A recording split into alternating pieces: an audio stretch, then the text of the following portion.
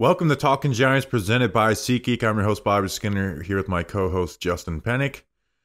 And welcome to Draft Month. It's Draft Month. We've been waiting for this month since the season basically since Daniel Jones went down versus the Raiders and Tyrod Taylor had his ribs went down. Now, this episode would probably been a little more anticipated if we didn't go on that 3-game win streak. But Justin, we're looking at the quarterbacks today. It's a quarterback episode. How are you doing? I'm doing good, man. Yeah, I mean, at least this episode is probably the most highly anticipated episode of Draft Month. And we're doing it right at the start. We're doing it right at the beginning. Happy Draft Month to all who celebrate. Yeah, the NFL Draft is right around the corner, but also, hey, it's going to be a long month too. That's how that usually goes. So, yeah, we got, 6 quarterbacks? How many quarterbacks? 1, 2? 6. How many? 6. Caleb Williams, Drake Maye, Jayden Daniels, McCarthy, Bo Nix, and Micheal Penix Jr. But we have a lot coming out this month, right? Like, we have all the positional preview episodes that we're going to do. We will do a first-round recap episode, the full draft recap, and then we break down all the UDFAs as well. Film breakdowns coming out. You know, we have some already out on the Jam Football channel. Malik Neighbors is on this one. JJ McCarthy, I have a 35-minute one coming out on him this week on the channel. I'm going to do one on Drake Maye, Rome Odunze to cover all our bases with that pick 6. And we stream every minute of the draft. Get our draft hoodies. This is not the draft hoodie. This is last year's draft hoodie, but we've got a Sopranos themed Talking Giants hoodie, which is something I love putting out. So I'm excited for all this, man. It's gonna be a fun month. It's gonna be long, but I think it's gonna go fast. Yeah, and the draft hoodie says you'll be glad you did. Which is like a very like Italian thing, like, you know, you'll be glad you did. Sure. I'm not gonna do an Italian accent. But you could see that being a slogan on The Sopranos, even though that it's not. So you'll be glad you did. So we're gonna get into all these quarterbacks, Justin. First, this episode was brought to you by some special people. We got let me pull it up, Johnny. We've got Scott Carling, not Carl Scottling, but Scott Carling, and then Jack Gonzalez. That's like a very white name with a Hispanic last name. Just Jack Gonzalez. Justin, who are these? Who are these people? Don't go gonzo. Come to patreon.com/talkofgiants for $2 a month plus some other tiers to get to hang out with us live while we record the shows. Bobby Skinner will send you some stickers in the mail. Plus, there's some shirt raffles. You can even win the draft hoodie. Pay $2.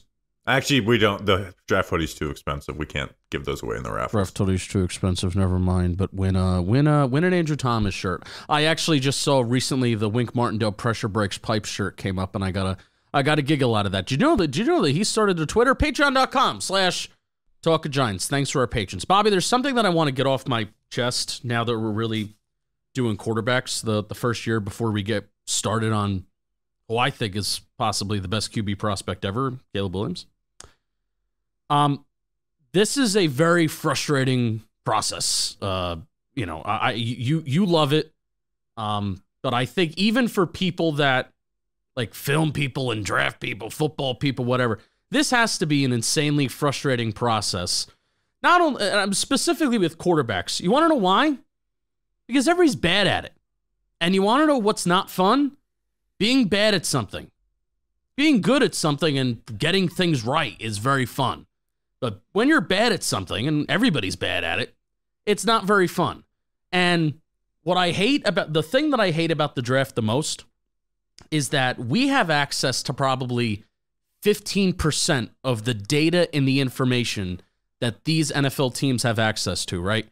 And I would say the 15% is basic stats and the film and the game tape, right? That's what we have access to. The rest of it is interviews, and you could talk to them. You could talk to their coaches. You could talk to whoever. You have data and analytics and numbers and all this stuff, and we don't have access to it.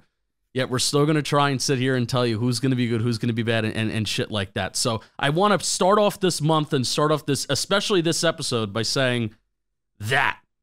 And I very much have simplified how I evaluate quarterbacks this year. We could talk about that, but I want to start off with a couple things on that. One, yes, quarterback specifically is a position that really matters how you are between the ears, right? It's super important. Just who are you as a human being? Like, it matters. There's gonna be tough times. How do you handle that type of stuff? And we just really don't know that. Are you are you self-motivated every day of the year, right? Not, I had a bad week, are you self-motivated to go out there every day of the year? That's a huge part of being a quarterback. But here's where I will push back on everyone is so bad at evaluating quarterbacks. I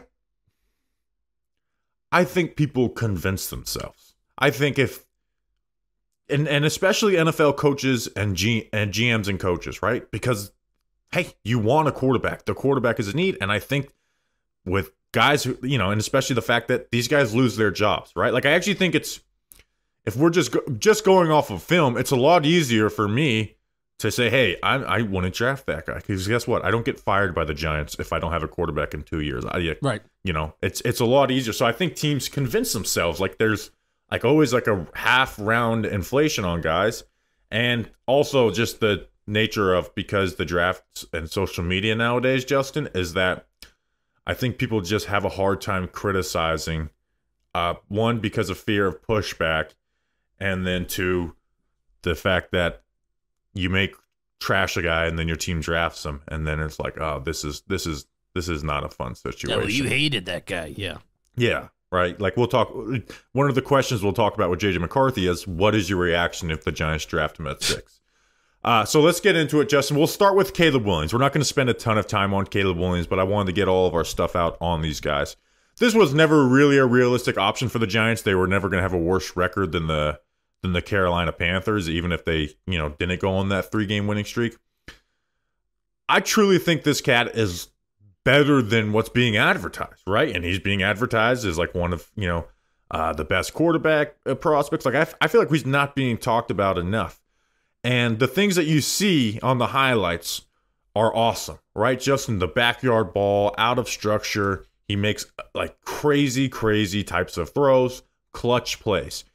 But when you go and watch every single one of these guys, Justin, and I think he's the best in structure out of all of them too. I just think that USC offense really sucked. He had receivers that could not separate, and he had a bad offensive line. And I don't think the coaching staff did him any favors this year with it too. Like, their answer to the receivers not being able to get open, their offensive line blocking, was a lot of screens and stuff. But like, as far as operating the quick game and having your eyes go the right place all the time, I think Caleb Williams does all that better than all these other guys, on top of being the guy who can win outside of structure better than all of them too. And that's why you said you think he's, one of, maybe the best QB prospect of all time. Since I've been doing this, since 2019, I think it's a yes for me. Like, I like him more than I do Trevor Lawrence. Yeah, I mean, everyone was sold that Andrew Luck was going to be good, right? And I can't help but have a similar feeling with Caleb Williams. And again, if he's there between the ears and if he's willing to work hard, which I think he is, I think he is. I think he is. Forget all this, the eccentric stuff that's being, that he's being criticized for. Are you a hard worker? Yes or no? And I think Caleb Williams is, from everything that we've heard, and shit like that. So yeah, I'm even going to go a step further, where I'm not sure we are ever going to see a QB prospect as exciting and as talented as him as ever again. Because what he shows and the wow factor that he has, sometimes you will reach and say, oh, this guy reminds you of Mahomes. This guy reminds you of Allen. It's not a reach to say that with the throws that he makes, the arm slots that he makes, drifting to your right or left one way, throwing to the complete opposite field the other way. And usually for 95% of quarterbacks, that's a huge no-no. And for Caleb Williams, it's like, makes it look easy. And it's a guy's open and the ball gets there on time.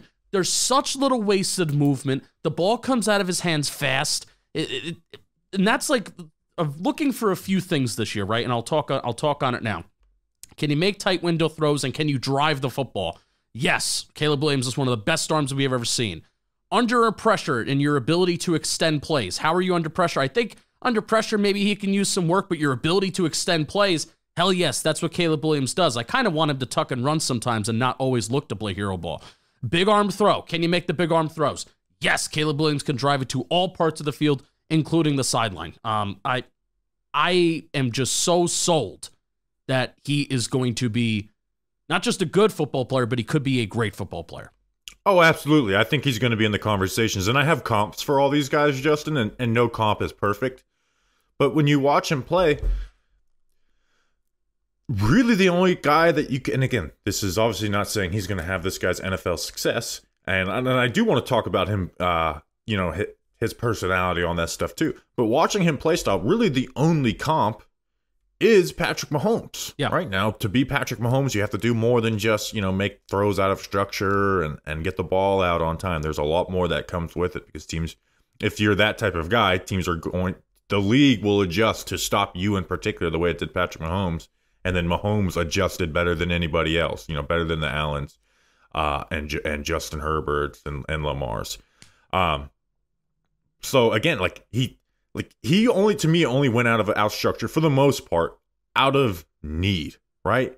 And you saw him just put his team on his back, despite the fact that they went on. I mean, they lost to Washington, 52-42. So he does the in structure throws, and then he has those wild throws where UCLA, where he throws the ball across the field, 50 yards down the field. It's how did he just do that perfectly? You have Washington, the third quarter, it's 4th down and 1. The offensive line gets totally blown up. He spins backwards, throws the ball to the corner to Brendan Rice, and for a touchdown on 4th down. And even so, the Notre Dame game, Justin, right? Yeah. 1 touchdown, 3 interceptions, 199 yards. His worst game by far.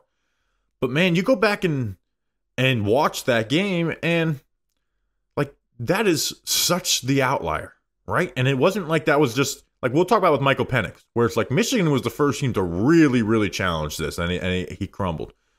He was dealing with that type of stuff on a week in, week out basis, and he had a bad game. He had the interception on the RPO, threw it over the tight end's head. He's extremely accurate. That's not going to happen. Wide receivers are dropping passes, had a touchdown called back, and then he had that really stupid pass, which is the second interception, and then the third one was an understandable, where he's scrambling to the left, fires a ball in, and a cornerback jumps off his assignment and makes an interception. So, obviously it was a bad game, but it was essentially the only bad game that Caleb Williams had. And he only had 2 other interceptions the rest of the year. One was a jump ball to Brendan Rice that Rice played badly, and the other one was a 45-yard throw in the run versus Colorado where he had 6 touchdowns in that game. Yeah, man, I've said everything I needed to say. The Giants are unfortunately not going to get him. He's going to be a Chicago Bear, and I'm excited for that. Get ready to throw in cold weather, buddy. I guess that's hey, if I'm a Chicago Bear fan, I'm kind of maybe analyzing that a little bit. And if that's the thing that I'm analyzing, then hell, I think that's a pretty good spot. You want to talk about his personality a little bit? I just wanted to put out he has a lot of fumbles. Got to take care of the ball. Yeah. So everyone will talk about, the crying in the stands. Don't care about that at all. That's I actually kind of like the crying thing. And we'll talk about the nails, the pink phone case, here's the thing that would worry me though. It's not that. It's that he truly is I'm a business, right? Which he should. But what happens when it goes wrong? What happens when Twitter is not praising you and social media is just What happens when you have a Justin Herbert type of run, right? Where he's playing kind of good, but they've lost some games, he had some bad moments. How does he handle that type of stuff? That is the worry for me with Caleb Williams, because up until this point, we've never seen it really be difficult for him. Now, despite that, I think he's great. I think he's going to lead the Chicago Bears to the playoffs year 1. But there's going to be some bad stretches. All quarterbacks have it. How does he deal with it then? How does he deal with the pressure of the playoffs when it's hey, you have one bad decision and you may have stopped your team from winning a Super Bowl? What happens when he's going to get go 6 years and Patrick Mahomes has 2 more Super Bowls, Josh Allen has 1, and people are asking if he can win in the playoffs? What's going to happen with Caleb Williams then? Yeah. Now I will say, hey, that's a good point of actually dealing with losing or not playing that well, right? But I will say, in terms of social media and in terms of facing the heat, man, he faced it this year, man. And he faces it for, the bullshit stuff, the pink phone case, whatever, the crying in the sense. Tweeting about that stuff or whatever, that doesn't matter. That's useless stuff. But he's already faced even losing this year. Caleb Williams was expected to go out there and not just be a perfect quarterback this year, because he he walked into this year and he was going to be the number 1 overall pick in the draft, right? Like that, he walked into this year. So you automatically, he had that pressure on him, walked into this year, lost some football games, and then dealt with the noise that came with that. So I think in a way, it's not the same adversity that you're going to face in the NFL, because the NFL is going to be tougher. And hey, you winning 9 games at USC and underperforming, expectations and not making it. It was all the defense outside of Notre Dame. Like, right. All the defense. But he got criticized for it, though. It's Caleb Williams that lost the game. It wasn't USC's defense. It was Caleb Williams that lost the game, and that's the narrative. I think he's already dealt with that in a way that a successful college quarterback can deal with it without it actually being like the adversity of having a 5, 6, 7-win team and underperforming expectations that way. So agreed, but it's also one, it's impossible to be as great as he is in college in the NFL for the most part, right? Like if he's as good as he is in college, he's battling Patrick Mahomes for number 1 in the league. I'm not envisioning that.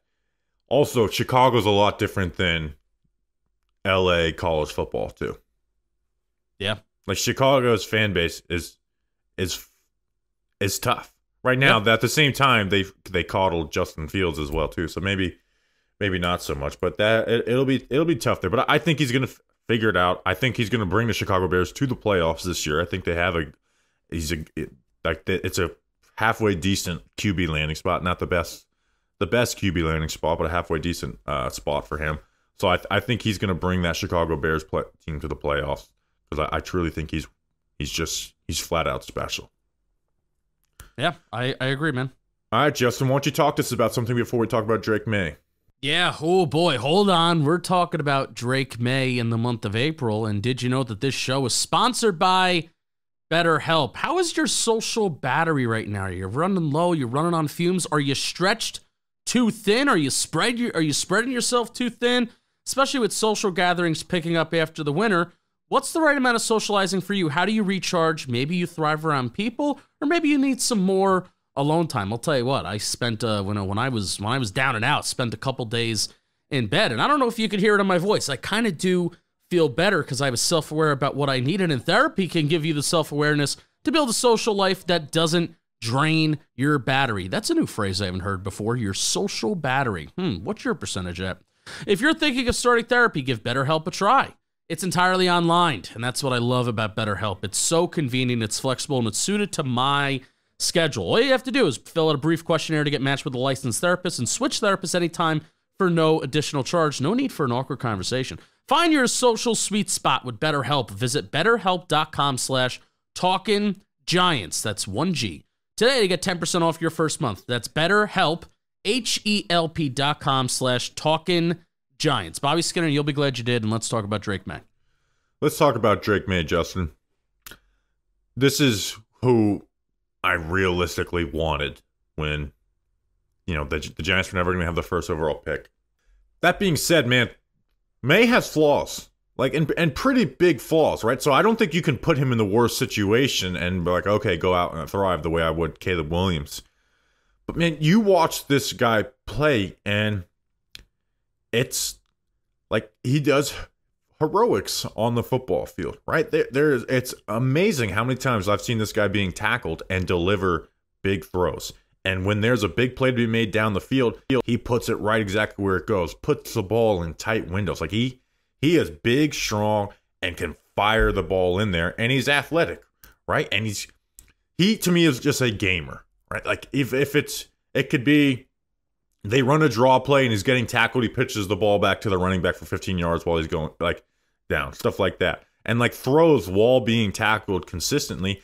And here's the biggest thing why I think, despite the flaws that we'll talk about, he'll figure it out. Because his ability to avoid sacks and get out of the pocket and make tough throws. That's the big thing. You don't, I don't have the sack numbers right in front of me, but there was a lot of pressure and he just consistently avoided the sack and was able to make big throws out of it. That being said, Justin, he has to clean up his footwork, one. And his film can be very frustrating at times because it's as simple as he has crazy misses. And it's very frustrating. Even showed up his pro day, right? 90% of it was good, but he had throws that just, man, you you miss by 10 yards, and that happens. That could happen on quick throws. It's more so down the field stuff, but then you see him put, balls right in the bucket that are like on the run, perfect type of stuff. But he has these crazy misses. I don't think the UNC offense did him any favors. His only weapon was Devontae Walker, who is essentially only a vertical threat. He doesn't really give you much as a route runner. And the offense was very much like a 1, 2, 3, 4, 5 type of offense, right? Which is not what he's going to have in the NFL. So I don't think he needs like perfect, we need an O-line, wide receivers, tight ends. He is a guy who is just get him with good coaching. Get him with good coaching. And like he's the perfect Brian Daboll. And honestly, Brian Daboll did this with a guy who was similar, Josh Allen. Now, I don't think his arm is Josh Allen. Like, to me, he is Josh Allen play style and types of plays with Justin Herbert's arm talent. And he throws the ball the exact same way as Justin Herbert, too. It's very funny to watch how similar that is, which is obviously a huge comp. But, like, I think there's two superstar quarterbacks in this draft. Caleb Williams and Drake Maye. I think Daniels can be. But those are the two guys where I'm predicting those guys, too, to be great quarterbacks. Yep. I actually have Daniels ahead of Maye, and we'll talk about Daniels when we talk about him. I finally wrote down on my document today, there's maybe a little bit of Brett Favre and Drake Maye, where obviously he moves a lot more and he moves a lot better. Brett Favre could move in the pocket a little bit too. But a gunslinger that can make some mistakes. I think that, like that, if you put Brett Favre in that little vacuum and if you put Drake Maye, I think who does Josh Allen remind you of? Like Brett Favre in a way. Yeah. Now, Allen's adjusted pretty well to the new NFL defense. But yeah, I agree with you on this. Yeah, and Drake Maye's 21 and a half. He's super young. He's a 2-year starter and a 2-time captain as well. But the thing about Maye is that even though he's played for 2 years, I feel like there's still molding. I feel like if a coach gets their hands on him, you can mold Drake Maye into the kind of quarterback or the kind of player that you want in your system. And hey, I'm going to go through my 3 categories again. Throws through a tight window. Saw it a decent amount, saw it good. Can you drive the ball to the middle of the field? Yes. Can you big arm throw? Can you drive the ball to the sideline? Absolutely. Is there some inconsistencies with some accuracy stuff? Yes, but can you drive the ball to the sideline? 100%. Absolutely. Some of his best highlight stuff is throwing with velocity and then also throwing with touch. Really throws with nice touch. Under pressure and abilities to extend plays. Hell yes. Those are the 3 categories that I'm looking at. He checks all 3 of those boxes. Another quarterback where, again, like one of the things that I'm looking for is kind of just natural arm movement. Does the ball come out quick? Is there little wasted movement? And it's all yes for Drake Maye as well. Yeah, and again, you mentioned I'm working on a film breakdown of him, and I only went through 1 game, and it's like for quarterbacks. I put okay, I'm going to do 7 segments in this film breakdown. And one of them for Drake Maye is creation. And that kind of dominates it for, the 1 game of film. And, I've already watched the other games, but when I go through them to put together the video, that, he is just a creator, right? Where I thought UNC's offense put him in bad situations pretty consistently, and he delivered. He went above and beyond and always played with confidence. Now pre-snap, he needs to get better. Right? Yeah. Now there's times where he sets he does some NFL stuff where he's setting protections. They're not doing the fake Tennessee offense or whatever type stuff. But it's just and then post snap your eyes went the wrong way. But when he does see stuff correctly, it's beautiful. He's fired in. If there's an opportunity to have a big play, he's going to take it, and for the most part, he delivers on it. But I could see why there's worries about him, because he flat out has his misses, right? And you can't just point to Josh Allen and say, well, Josh Allen fixed all his accuracy issues. This guy's going to too, because you just can't do that for every guy that has these big inaccurate passes. But there's so many perfect accuracy, great down the field throws that I do think he's going to figure it out. And even if he does miss a couple throws a game, there's going to be so much more positive that will make you forget those types of plays. And it's not just misses. Some of them end up in mistakes too. I think he had 16 career interceptions. So, he has dumb, he has though there's an interception versus Duke, Justin, where Minnesota it's too. in the end zone, and it's like, one, why are you throwing this? It's a bad decision, and he just sails over the head into the safety. So there's like bad decisions paired with it, right? So he has to be molded, right? He has to be cleaned up. But yeah, seeing what Brian Dable did with Josh Allen, it's like, man, this is the perfect guy. This is the perfect guy who's gonna have him as his own. He's gonna give him tough love, but he's gonna like instill confidence in him to go out there and make the plays. Yeah. And let's talk about it. The Patriots could trade back, but I don't think anybody thinks that's going to happen. Even though if you ask people, they might say, yeah, it's the right decision. But it seems like Jayden Daniels, there's a good chance he goes number 2 to Washington. I think he's a better fit for Washington and Kingsbury. Yeah, so Drake Maye, we'll talk about Drake Maye, Justin, is somebody I would trade for, right? You give him this year's first-round pick, other first-round picks, second. Like, this is somebody who I want to build my team around, and I would be willing to trade up for him. Like, if the Giants trade up to pick number 3 or whatever, let's say that the NFL goes insane and picks J.J. McCarthy in the top 3, and Drake Maye's there, and it's just Giants have traded for this pick. I don't even need to look at the compensation. I'm celebrating. Yeah, I agree. You know, it's the most important position in sports. And the main thing that we're looking for as Giants fans, especially with Brian Dable as the head of the team and the head of the offense, is, and even you saw a sprinkle of it with Tyrod Taylor last year, right? Give me somebody that can push the ball down the field. And if Joe Shane is going to be all about adding speed and speed and speed, and that's what we want to do, we want to push the ball down the field. We've literally seen it.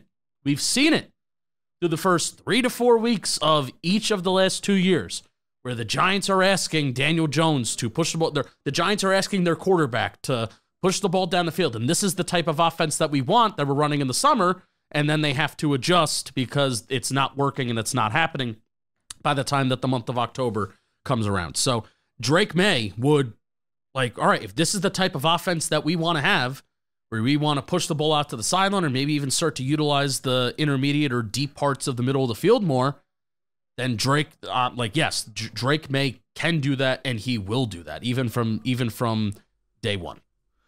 So I hate that my comps have been Mahomes and I know, like, if I would roll my eyes at that, but I am doing a comp for each. I would roll my eyes at that too. They're good. These guys are good. Yeah, I really like those two. All right, Justin, let's talk about Jayden Daniels, the quarterback out of LSU, won the Heisman Trophy this past year. Man, this guy was Mr. Explosive, right? Whether it was through the air or on the legs, the guy created explosive plays after explosive plays. You know, on 20-plus yard throws this last year, he completed over 63%, which is crazy to have that type of completion percentage on deep throws. He had 1,300 passing yards on those, 22 touchdowns, 0 interceptions. You know, essentially throwing a touchdown every 3 throws, 112 yards per game just on deep throws. Now, a lot of those we'll talk about how we got to those. And then, Justin, the crazy explosive athlete that he is. 41 10-plus yard runs and a 1,000-yard rusher. You know, had a ton of scrambles. Justin, this is a guy who has really good arm talent, not the greatest arm talent, really good arm talent.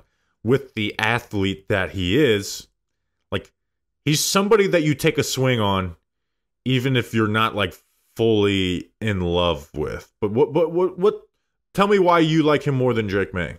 No, I narrow it down to my 3 areas. It's not, oh, he does this and this specific thing. Well, fitting a ball through a tight window. I will tell you what, he gets criticism for not throwing and driving the ball to the middle of the field. But if you look at his sprite chart, and there are a lot of plays. I think there was somebody on Twitter that compiled deep middle. He does well. 4 minutes worth of plays. The short is his short accuracy and his short decision making is a question. It 100% is. But again, a quarterback, you're looking for traits, and the whole point of the NFL draft is that you're kind of looking for traits to start to develop these guys. Now the thing is with Jayden Daniels, he's already 23 years old versus some of these other guys are 22 and 21. So that's the thing that Daniels has against him, is that we're talking about traits and developing when he's 23. But also, I don't want to act like 23 is ancient, like Micheal Penix or, you know, like Bo Nix. Like those guys being like 24 already is crazy. Through a tight window, Yes, I think he can drive the ball towards the middle of the field. Under pressure and ability to extend plays, hell yes. I mean, that's where you see those explosive plays. The most efficient play in football is when a quarterback drops back to pass and then he runs. And then Jayden Daniels shows why that is 100% the case. And big arm throws, throwing towards the sideline, yes, does he have, and this is why also evaluating is so difficult, does he have the best wide receiver duo in college football and one of the best duos of all time in Thomas and Neighbors? Yes, 100%, and that's part of the evaluation of Jayden Daniels. You're not going to have that in the NFL, but the throws that he made towards the sideline, and again, little wasted movement, arm strength, the ball gets out so quick and it gets out so smooth. It looks like he flicks his wrist and the ball can go 50 yards. He just makes everything look so easy. That's why I have him ahead of Drake Maye. It's slight, it's not drastic, but I do have him ahead of Drake Maye. I like him more. Yeah, like a lot of his production came from slot fades, which is that going to happen in the NFL? Probably not. But you can't blame a guy for having Malik Neighbors and Brian Thomas Jr. and throwing them when they work. And it's not just, oh, these guys are wide ass open. Now they get open under, or at least Neighbors gets open underneath. But like these are perfectly placed balls that he does most of the time. There's a couple dud throws that he has, but for the most of the part, he throws with great touch. He gets the ball perfectly to the spot, and these guys in stride and allows them to get yak. And you talk about the over the middle throws, like he throws them really well. And then just the athlete that he is gives him a higher floor than other guys, right? Like he's going to be an explosive athlete in the NFL. Is he going to get 1,200 rushing yards? That's a hard thing to say. He needs to stop taking big hits for one. He takes crazy hits. And he's slight of frame, crazy. Right? And he's a little older. But like, and now here's with that. Can he throw on the run well? Yeah. But when he has pressure and he's escaping, he's not really looking to throw, right? Like he didn't deal with a lot of pressure at LSU. He only had a 25% pressure rate, but he also had the most scrambles from pressure out of this class. So he's looking to run. Now those were good decisions because he was able to get these big runs, but in the NFL you're going to have to keep your eyes up as well too. But this is my biggest pushback on Jayden Daniels is that in throws intermediate between the numbers, so like the 10 to 22 yard range. I'm not counting a 40, 50 yard post as like throwing over the middle, which is that's a big part of the NFL is throwing over the middle in the intermediate game, right? Can you throw with anticipation? He only throws there 9.3% of the time, and then Nate Tice wrote an article. I saw a snippet of it where it says the only top two round QB since 2020 with a lower rate is Justin Fields, and that has plagued Justin Fields, despite the fact that all of these things we said about Jayden Daniels are the same things you could have said about Justin Fields. Really good arm, really good accuracy, really good athlete, but at the NFL, you got to process and throw the ball over the middle of the field, and you're not going to be able to just throw slot fades to those guys. And the pushback to this, though, Justin, I'm doing first take within my own head is, well, guess what? He didn't need to do it because of the production he got on the outside. Here's the biggest thing: is it's not just that he didn't. He was just, hey, this is what's open. I'm throwing. There's times, Justin, where there's guys wide ass open, and these are not like difficult over the middle throws that you're going to need to see at the NFL, like stuff that JJ McCarthy is good at. Like it's not that type of stuff. I'm talking about guys wide ass open, like hands up in the air, throw me the ball. Now, a lot of these times, these would turn into 75-yard runs, which is awesome. But you've got to pull the trigger on those throws. You got to throw with anticipation, and I have a lot of worry in Jayden Daniels' game, right? Like he's going to be an explosive runner. Can you stay healthy? Can you not take the big hits? The fact that he is an older quarterback and he hasn't figured out that middle of the field type stuff. And you see, he had some good stuff that he did at Arizona State and LSU, but nothing near what he did this last year, which was winning the Heisman. So if I had to bet my life on is Jayden Daniels going to be a bust or not, I would say yes. Like his pro comp for me is Justin Fields. You see so many similarities, and he doesn't have the benefactor of being younger and more, stable built to deal with injuries. And even then, Fields has dealt with some injuries in the NFL.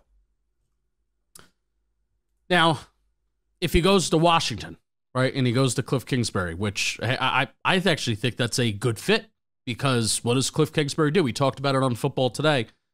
Cliff Kingsbury loves to throw it towards a sideline and those 10-yard out routes, and that's what Kyler Murray and DeAndre Hopkins 2022, like that's what they did. And Jayden Daniels throwing it to Terry McLaurin and doing that. It's boring, but that's what Kingsbury does. But I also don't think it's going to work, because I don't think Dan Quinn and Kingsbury as head coach and OC, I just don't think it's going to work. So if Daniels goes to Washington, then yeah, I don't think it's going to work. But if he were to be drafted to the Giants, somebody like Lance Zierlein, Bobby, on NFL.com, if you read his scouting report of Jayden Daniels, especially when you read it compared to Drake Maye, where he has Daniels ahead of Maye, he talks about Daniels and his processing and his football IQ and his ability to go through progressions, where it's like you almost read in that and it's like, well, there are some really bad short misses and there are some really bad misses on his tape. So there are some, the tale of as old as time right now. Do you have Daniels or Maye 2 or 3? Which one? I have Daniels 2, and I think if he were to go to the Giants, and I think developing under Brian Daboll, I think is a different story versus going somewhere else where maybe it's not as much of a QB pro friendly system. Yeah, no, I would draft him, right? Like I think he's worth that risk. I think the athletic ability gives you the floor. The fact that the ability to put, like, the willingness to push the ball down. I know he doesn't have like the highest deep throw rate, but he has the best deep throw stats in college football. I would draft him, but I'm a lot more worried drafting him than I am Caleb Williams or Drake Maye. I think there's a good gap between, and hey, there's risk with Drake Maye. There's risk with everybody, but there's risk with Drake Maye too. But I have worries about that over the middle thing, man. Like that worries me, and the fact that his offensive line was really good at LSU. Like I look at that as more of a benefit than the receivers. Obviously benefit a ton, but like if you ask me, what would you rather have this guy have at the NFL? Really good wide receiver core, or really good offensive line? I would say he needs a really good offensive line. And his pressure to sack rate was higher than Drake Maye. Slightly. It was slightly higher than Drake Maye's and slightly higher than the college football average, despite Drake Maye undoubtedly having a worse offensive line. I just have lots of worries about Daniels. I would take him. I think he's worth that shot, right? And this is where I talk about, hey, the difference between like, oh, we're so bad at evaluating quarterbacks. I'm sitting here saying, like, I don't think he's going to be a great quarterback in the NFL, but I would take him, right? And this is me who can't be fired if I get that pick wrong. But some people view him as QB1. I disagree with those people pretty strongly. He's not QB1. It'll be interesting to see as all the smoke clears before the draft, but I don't know how much I've taken it. Did you see Chip Kelly being like he's going to do those things in Washington? Because I didn't know whether to take that serious or not, but it definitely seems like he'd be a Washington quarterback the way Cliff Kingsbury has looked for his quarterbacks. Yeah, I think he's going to be a Commander. Yeah, which makes me happy because I'd rather him be on the Commanders than Drake Maye. Yeah. All right, Justin, why don't you talk to us about something, and then we'll talk about old J.J. McCarthy. Let's talk about the guy who's most realistic shot for the Giants to draft a quarterback. Oh, boy, J.J. McCarthy. Before we talk about him, I want to tell you about a new podcast and video series you're not going to want to miss. We've talked about it before. It's The Deal, co-hosted by Yankees legend Alex Rodriguez, A-Rod, and every week, A-Rod and Bloomberg reporter Jason Kelly. They're going to speak with big-time athletes, entertainers, and executives. Michael Strahan. Ever heard of him? He's pretty good. Hall of Famer, New York Giant. Derek Jeter. Ever hear of him? And more. The Deal is going to take you behind the scenes into the world of sports, media, and entertainment. They're going to dive into the wins, losses, and lessons learned along the way. That's my favorite line. I love learning lessons along the way. From Bloomberg Podcasts and Bloomberg Originals, you can listen to The Deal on Apple, Spotify, or wherever you get your podcast. Listen to The Deal. Alex Rodriguez, Jason Kelly, Michael Strahan. Wherever you get your podcast, Apple, Spotify, you know the drill. You'll be glad you did. You'll be glad you did. Let's talk about JJ McCarthy, Justin. The 6'2", 219-pound quarterback. I think he played at a little lesser weight than that. Let's talk about the things he does well, Justin, and then we will get into our overall thoughts on him. There are things that he does really well, and there's things that translate to the NFL that do really well. One, he's got like NFL starting arm, right? We'll talk about the outside of the numbers, but the biggest thing is just the velocity, right? The ball comes out of his hand hot, and most importantly, he does understand the middle of the field really well. Those are his best throws, are over the middle of the field with anticipation. Yes. You saw in that throw versus Ohio State. There's one versus Washington, which my favorite throw on the over. Like, he's good, really good at throwing anticipation, giving his guys a shot on those types of plays. And it comes out hot, right? And he's a good athlete, right? Like, he's able to make, he's not Jayden Daniels or anything, but he is a good athlete, and he can make throws on the run. Like, I think that's, if you ask me what is his just best trait, it's his ability to throw on the run. He can throw really well on the run, specifically to the right. And he's not the Caleb Williams, Drake Maye type of guys where they can scramble and launch that ball 50 yards with touch. But he's going to find a guy at that 10 to 15 yard range and fire it in there and get it on them. So I understand why people like JJ McCarthy, because he would fit in like a successful NFL off. Like if the Minnesota Vikings draft JJ McCarthy, I think he's going to be good. Yeah. Like my thing with JJ McCarthy is not, I don't think this guy can be good in the NFL. I think you've got to put him in a very specific system. These next two guys, that's the same talking point, except JJ McCarthy is getting more hype than a guy like Micheal Penix, as he should. He's 21 years old. He's much younger and everything like that. Yeah, I'm with you, man, where I think JJ McCarthy drives the ball towards the middle of the field really well. And it's great. A ton of tight window throws. He understands, back shoulder throws as well. I mean, and even he makes those tight window throws, and even will drive the ball towards the middle of the field on the run, where usually when guys start to improvise and guys start to, break the pocket, they'll look for the sideline, they'll look deep, and McCarthy is able to kind of keep his eyes going kind of everywhere. And even if there's like a tight end, he really utilized tight ends well at Michigan. Michigan had some good tight ends too. So that's like the biggest strength of McCarthy is those tight window throws and the ability to drive the ball towards the middle of the field. And like you said, Minnesota, and even I'll take another leap. If San Francisco drafted him and Brock Purdy didn't exist, I think he'd be really, really good under Kyle Shanahan, utilizing the middle of the field. Ben Johnson with the Detroit Lions. Is he better than Jared Goff? Absolutely. Here, I even have written down. Is he better than Jared Goff and Brock Purdy? I kind of say yes, but those guys are also in very specific systems that are very successful and very, QB friendly. And, as Giants fans, you could say, well, Brian Dable's system is very QB friendly too. You saw what he did with Tyrod Taylor, Tommy DeVito. I think, as a fan, what I want out of a quarterback is I want a great quarterback. I don't just want a good quarterback or a quarterback that could be good enough, especially when we're talking about one that could be drafted in the first round. And that goes with any player. If you want to, if you're drafting a player in the first round, you want them to be a great player.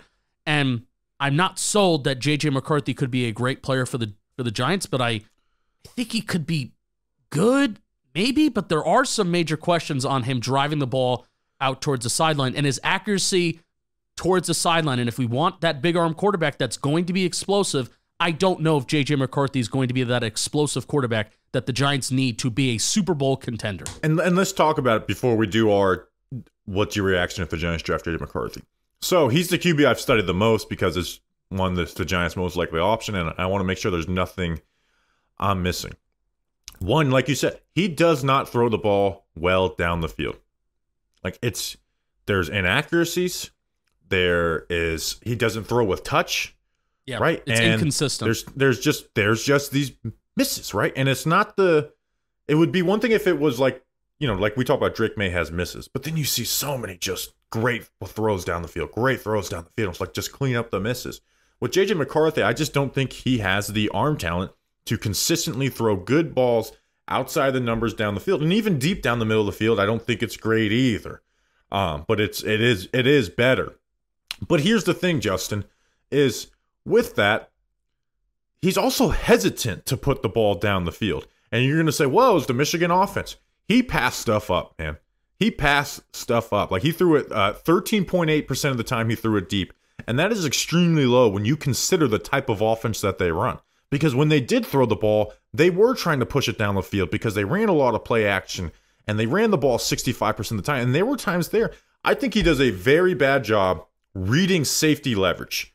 And I have a film breakdown of him coming out that's 35 minutes long later this week. And I dedicate a segment to this, is that he just doesn't have the confidence to throw the ball against safety leverage. And his confidence is great in between the hashes and the intermediate part. Outside of that, I don't see it.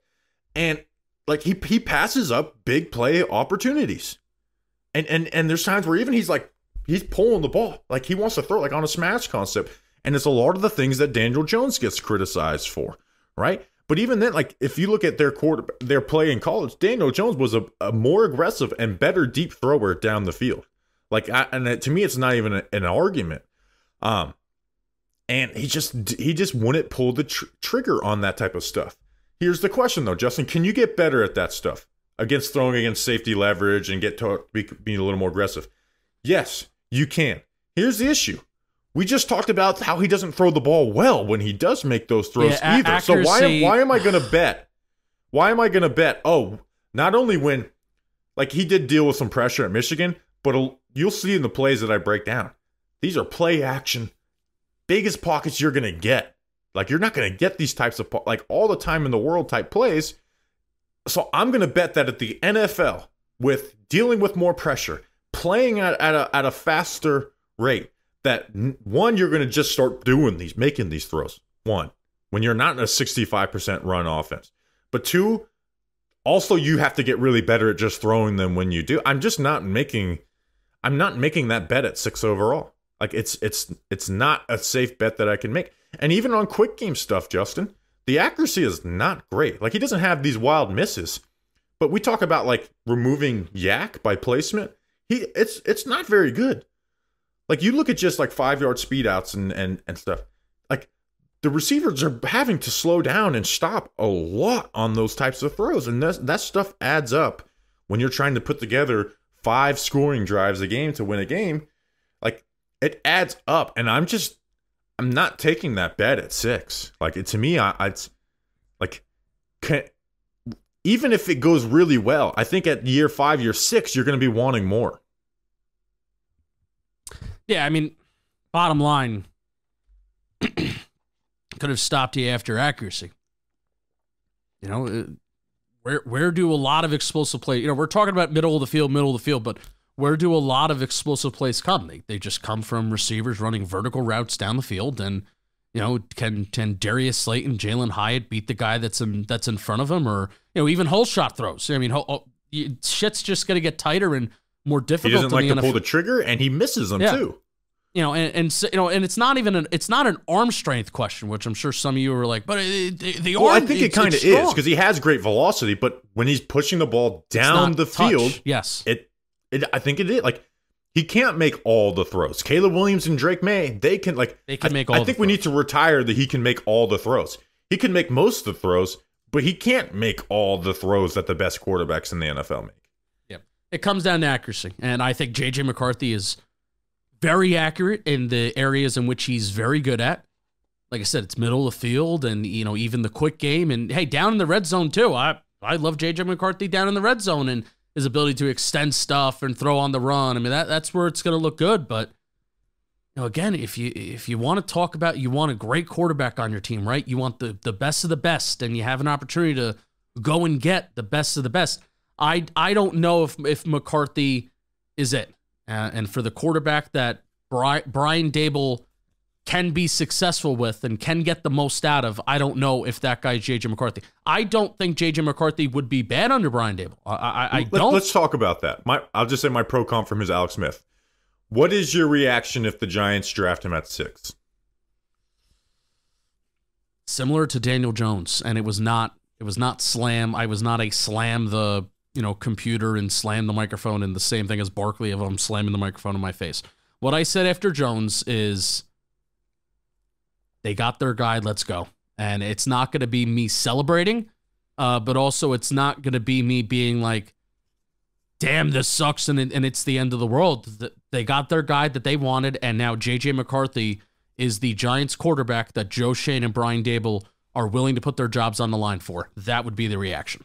Yeah, it's obviously I would not be happy about it. But again, we just spent a lot, but we spent the first part talking about the good. Like there is good things, right? Like to me, he is better than Bo. Like I think Bo Nix is just, if we're just evaluating film, it's better. But like he is better than Penix and Bo Nix to me.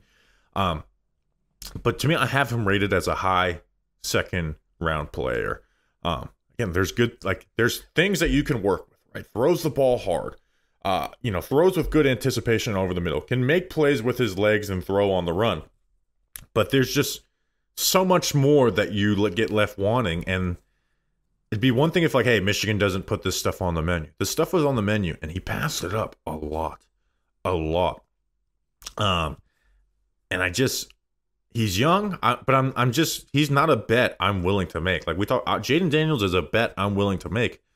McCarthy's not. Because even if he masters all that stuff, I just think you're going to be wanting more for years 5, 6. But do I think Brian Daboll can do a solid job with J.J. McCarthy? Yes, I do. Will there be times where it's really good? Yes, I just think down the road we're going to be wanting more. So obviously, like if they draft him at 6, you live with it, you cope. But to me, that would be a regime that is worried that they're going to get fired before they get a chance to take a quarterback besides Daniel Jones after they pay Daniel Jones. Right. I agree.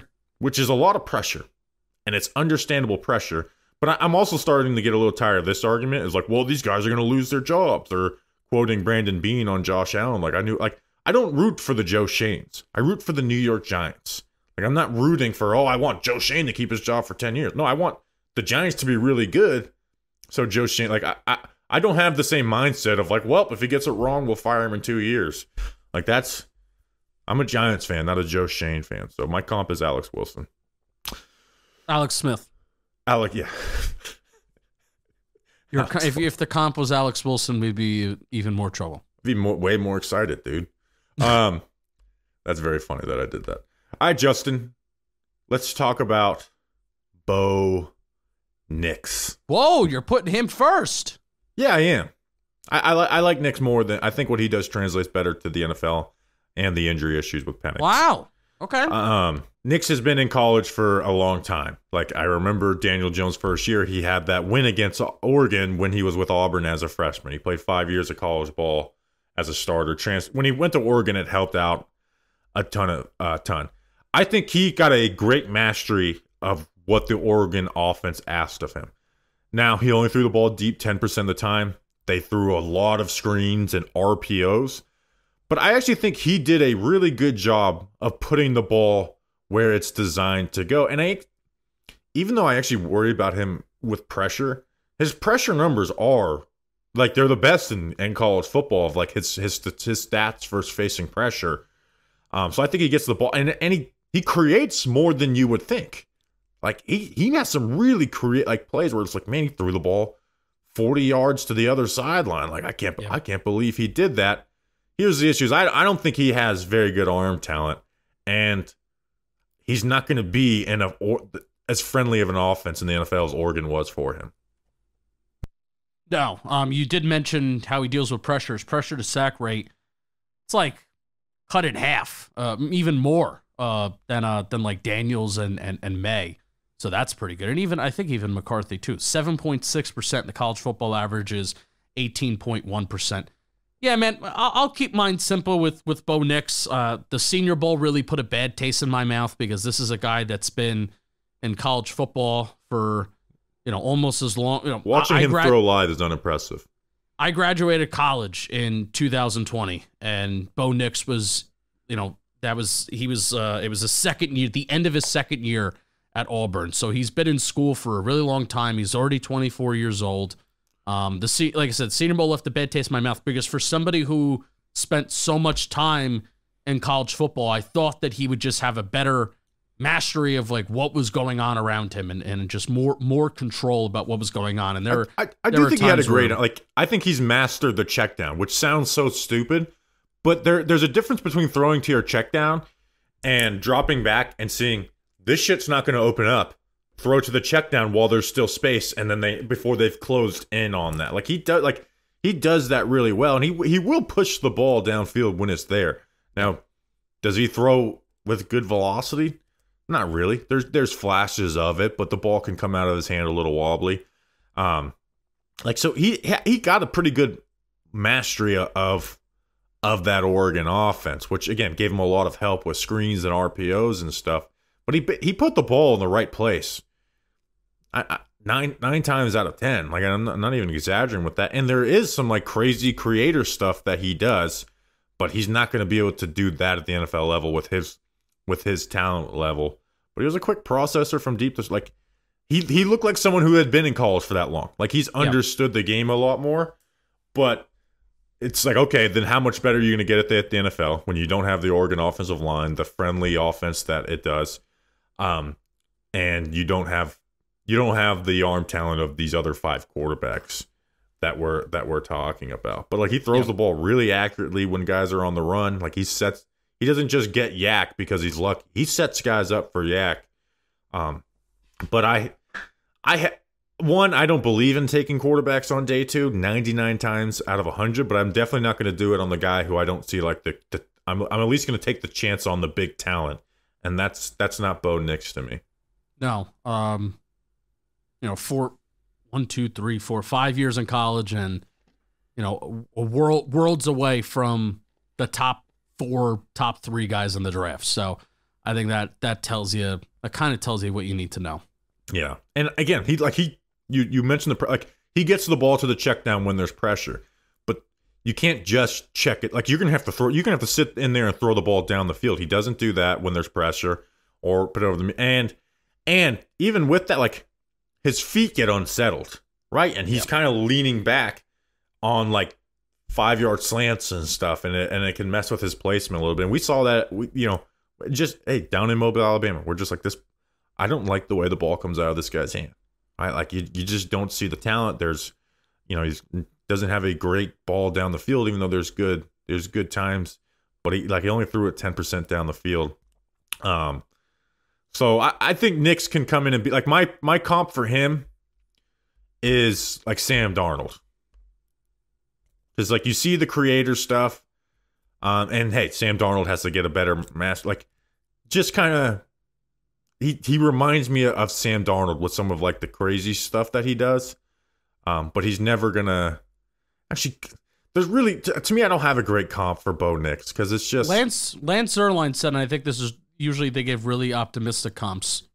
Tony Romo, which based off of what you're describing, it's really optimistic. Yeah, that's really optimistic. Yes. But yes, if it all goes right, the creator stuff within the pocket, Tony Romo did that kind of well. So, yeah. Yeah. All right, Justin, let's talk about Michael. Let's talk about our favorite draft pick, and that's DraftKings. The thrill and excitement of March Mania is here, and DraftKings Sportsbook, one of the America's top-rated sportsbook apps, is giving new customers a shot to turn $5 into $150 instantly in bonus bets with any college basketball bet. Download the DraftKings Sportsbook app and use code WORLD. New customers can bet $5 to get $150 instantly in bonus bets only at DraftKings Sportsbook with code WORLD. The crown is yours. Gambling problem? Call 1-800-GAMBLER, or in West Virginia, visit www.1800gambler.net. In New York, call 877-8-HOPE-NY or text HOPE-NY 467-369. In Connecticut, help is available for problem gambling. Call 888-789-7777 or visit ccpg.org. Please play responsibly. On behalf of Boot Hill Casino and Resort in Kansas, 21 plus, age varies by jurisdiction, void in Ontario. Bonus bets expire 168 hours after issuance. See dkng.com/bball for eligibility and deposit restrictions, terms, and responsible gaming resources. You'll be glad you did. All right, Justin, let's finish this off with Micheal Penix Jr., whose pro day basically had people saying, if they believe in this guy, you just take him. No, No, we cannot do that with Micheal Penix Jr. Been in college for a long time, has the injury history with the shoulders, the ACLs, Justin. He's got good arm talent overall. And like he threw the ball deep 21% of the time. That is insanity. Like the only person we've seen, like that can't happen at the NFL level, but like the only person we saw do that was like 2020 Russell Wilson. And even that tapered off once defenses adjusted to it. He can make really good throws down the field with good touch. He has really good accuracy. Like he's kind of just like, hey, put him in a clean pocket, let him throw the ball down the field, and he does it pretty damn well. Yeah, I mean, we started this draft season before the Vikings started to get hot in on the McCarthy sweepstakes and trading up. Started this draft season saying Micheal Penix to Minnesota works well. And for the similar reasons that we talked about for JJ McCarthy, because Minnesota's a good situation and they need a quarterback. They have a good offensive line, they have good receivers, and it's just a good destination to be for a lot of quarterbacks. But Penix was the guy that we started saying that, especially because like Penix is not immobile. We're actually like he is immobile. I don't care what his 40 time is. He's he does not move. What? This is not. I'm thinking here. You know, guys like Brady and Burrow, and I'm using them as an example as like this is what you want to strive to be, not what Micheal Penix is. But those guys don't move, but they can move well in the pocket. Penix can manipulate the pocket better than I thought before I watched him. Because I know he can't move and he can't run, especially not like the big three or even McCarthy. No, I don't think anywhere near that. But you do need a quarterback that can extend plays in some way, in some fashion. And I mean, if you turn on the Texas game, because that's the game that you want to turn on for Micheal Penix, that he just does everything well, he is really like avoiding pressure, avoiding guys and extending plays from inside the pocket. Is it the ideal what you want in the NFL of guys, that can also run and make big plays there? No, it's not that. But manipulates the pocket better than I initially thought. And man, when he's able to wind up and when guys are open down the field and when he has the confidence to pull the trigger, that ball 100% does fly out of there for sure. He's a really good processor, right? And he reads leverage really well, right? If you give away leverage, bam, he's pulling that. And even like, on timing routes, like, hey, okay, let's throw this 10-yard curl to the field. I'm throwing that to the outside shoulder because of where the cornerback's playing. So he does that really well. The issue though is his internal clock is his strength and his weakness, right? So he's not like sit there, hang on to the ball forever. Like he reads the defense, bat, gets the ball out. The issue with that when it's not there, instead of looking to escape and make a play, he just throws it, right? So he does. If a guy's covered, then he usually turns the interceptions. He's like, I'm just gonna throw it to whatever the best option is right now. If a guy's blanketed, I'm just gonna throw it in there. And the fact that like he does not throw on the run and he doesn't run either. Please don't share his 40 time and his pro day 40. I understand he can run in a straight line fairly well. And I just don't think he did. Like, the Michigan film was pretty bad, right? Like, he forced some stupid throws.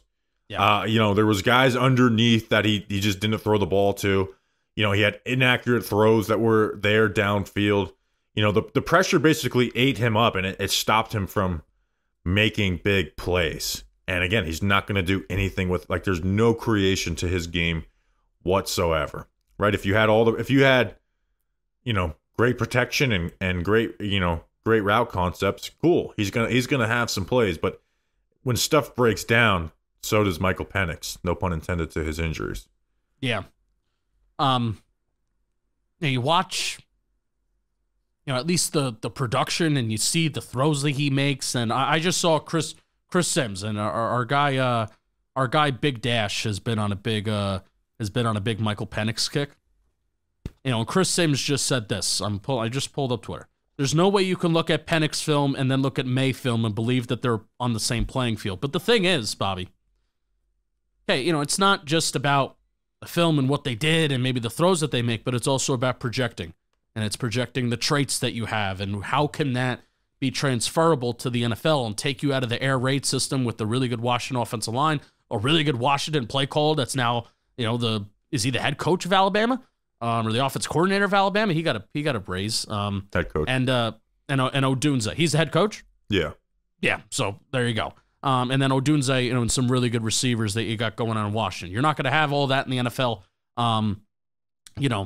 plus being 24. Plus and he took advantage of Rome Odunze, right? When Rome Odunze didn't have great separation, he throws great back shoulder. So he can throw the ball really well, but you just got to do something off platform, and there's just not enough. There's just not that there.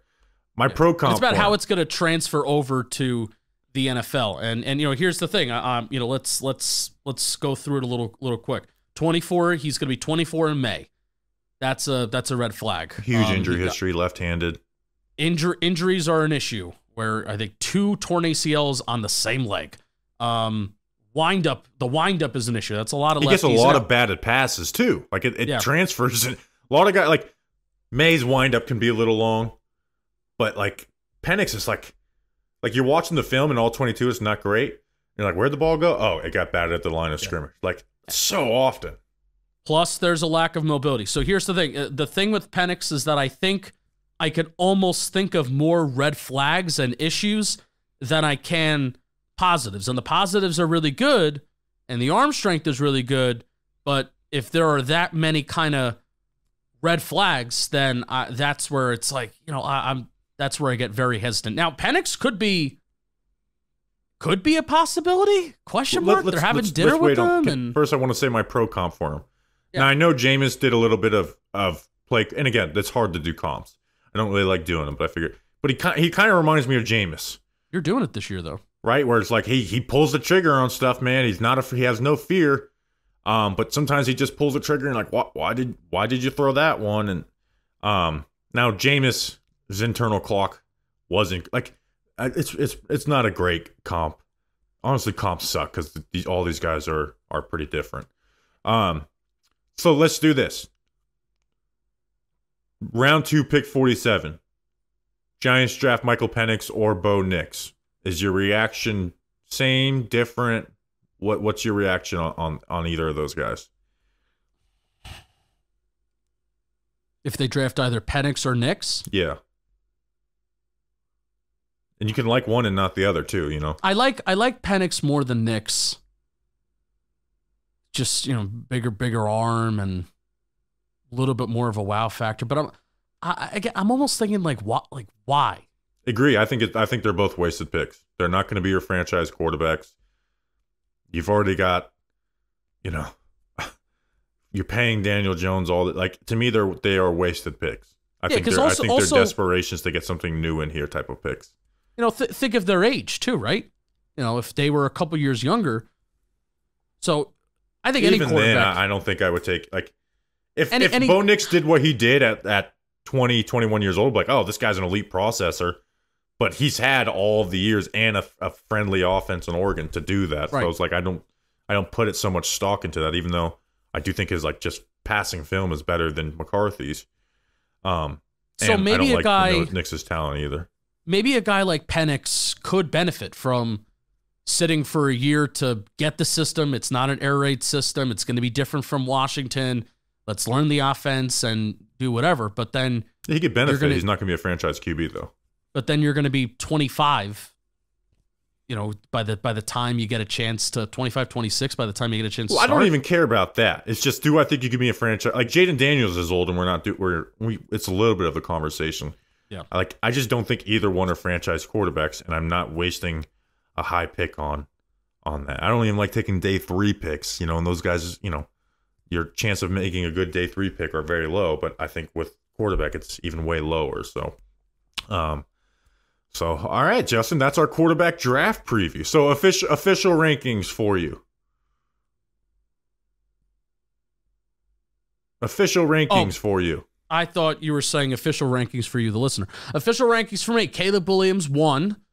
I have Jayden Daniels 2. I have Drake Maye 3. JJ McCarthy 4. Micheal Penix 5, and Bo Nix 6. Out of the 6 that we that we talked about. Yeah, so I go Caleb 1, Drake Maye 2, Daniels 3, McCarthy 4, Bo Nix 5, and then Micheal Penix 6. So I did Rattler with Filato. He's kind of fun to watch.